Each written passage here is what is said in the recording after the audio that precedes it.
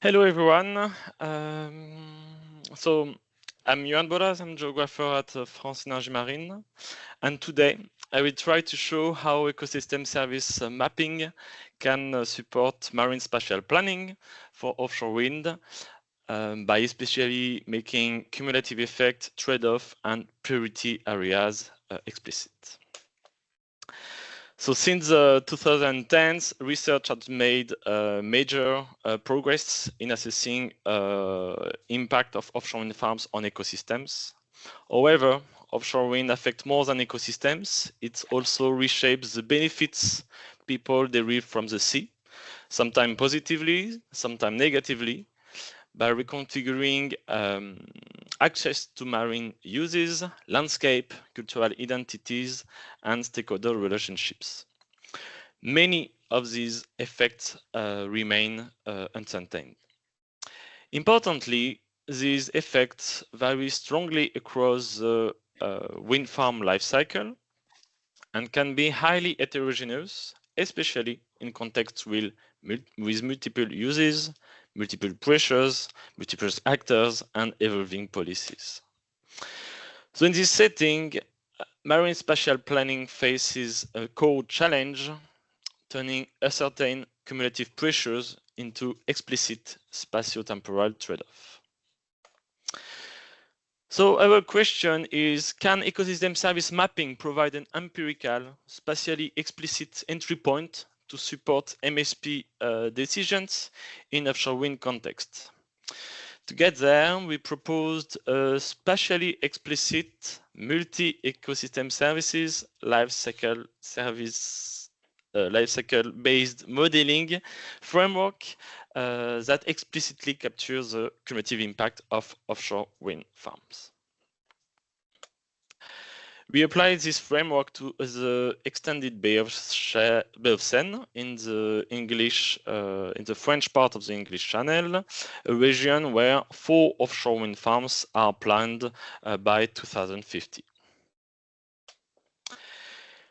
Methodologically, we built 10 ecosystem functions indicators from trophic model outputs, and we explicitly integrated offshore wind impact during both construction and operation phases using EcoPass with EcoSim softwares. We focused on 3 key ecosystem services: the food provisioning through professional fisheries, the life cycle maintenance, and the water and substrate purification ecosystem services. And each ecosystem service map is produced through the aggregation and weighting of the different multiple ecosystem functions indicators, determining them.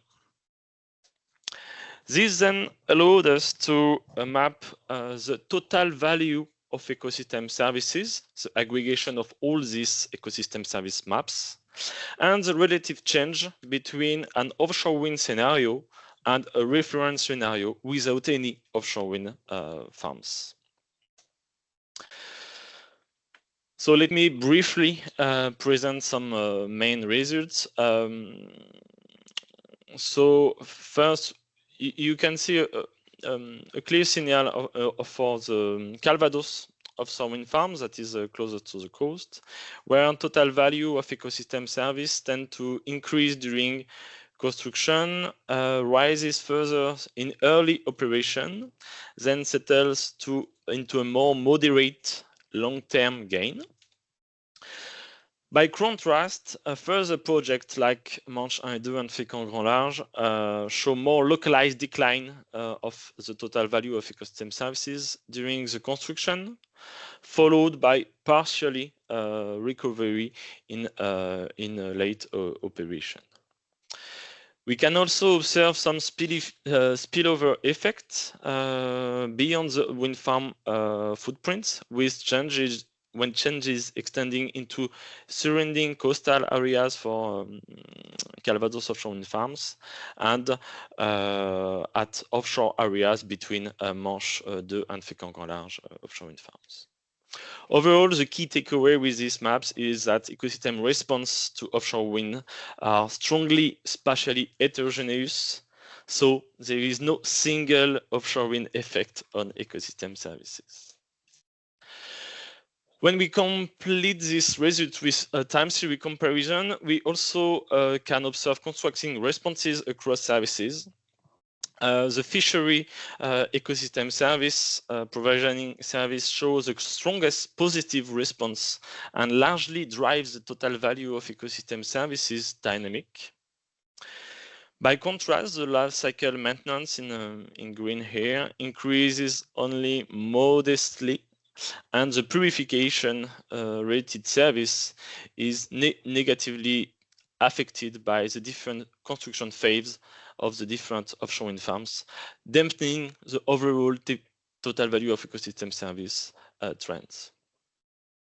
So these both results highlight that offshore wind effects vary across space, across time, and also across services, meaning that offshore wind reshape the service bundles, so trade-off between services are very likely and very crucial to consider.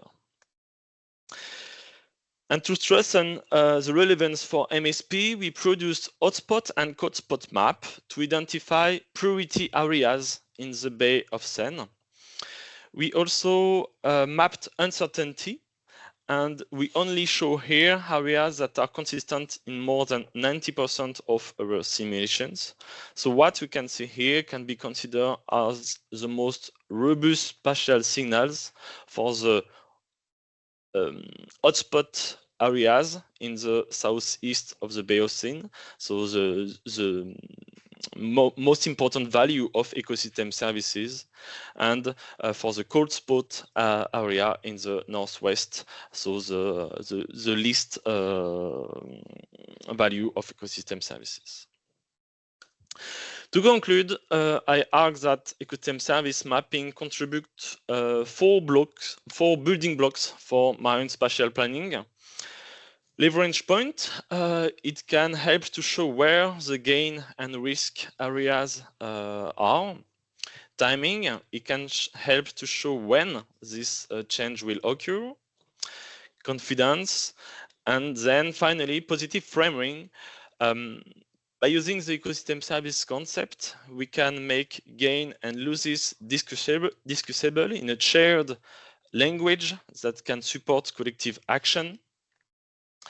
So based on this insight, from an ecosystem service perspective, we can try to propose a definition, an operational definition of marine spatial planning that can be defined as the ability to turn ecosystem service trajectories into shared, actionable choices by making trade-off visible, pinpointing where and when options emerge, and supportive collective action of planning options. And finally, to ground this in practice, I just share here feedback from a workshop with 10 local stakeholders that we conducted recently. So they grouped their feedback on 3 levels, so ready to improve and not ready yet. So overall, they saw strong value in using our mapping approach to flag priority areas for discussion and monitoring, support stakeholder dialogue, and compare offshore wind scenarios.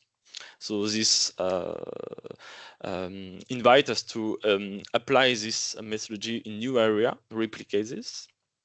They also highlight the crucial need for integrating demand and access of ecosystem services and assessing also the cultural ecosystem services. And finally, they consider this result not yet ready for direct regulatory use because this will require integrating a broad set of pressures and human activities and a test to apply this model for specific management scenarios that explicitly test the effect of concrete decisions and actions. So this represents 3 main perspectives to this work. Thank you very much, and here you can see all the people that also participate to this work. Thank you. Well, thank you, Yoann, for a very clear presentation about ecosystem services.